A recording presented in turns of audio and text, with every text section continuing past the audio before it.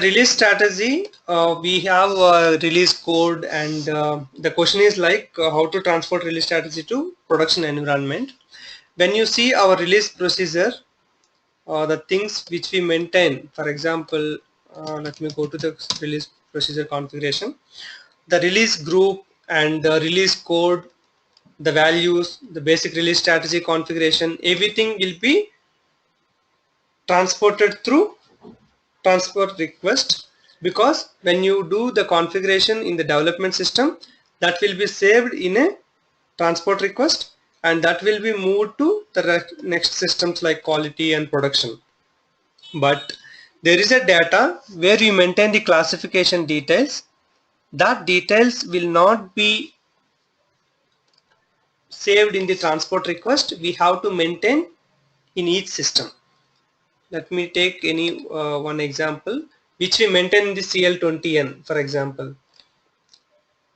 Release procedure with PO, the characteristic, class, all those things we say, and see release group, codes, everything will be through transport request. It will be moved to one system to another system.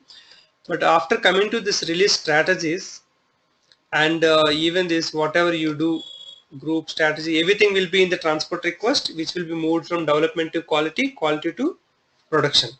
But only there is a one option called this is classification details, where we will assign our order type or order value, purchasing group. This data won't be saved in the transport request.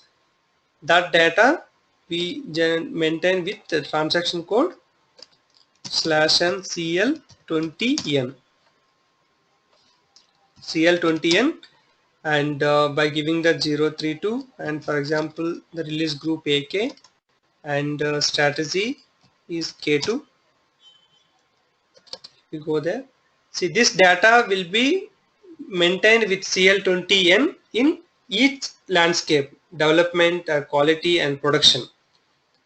It is not transportable.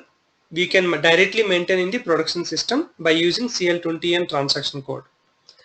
Other than that, the release code creation, groups and status creation, class assignment, everything will be done through transport request.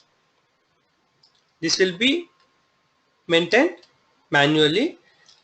If any business is asking, like in any interview or any, sometimes business is asking like, I want to maintain in my development system only, it should go to production.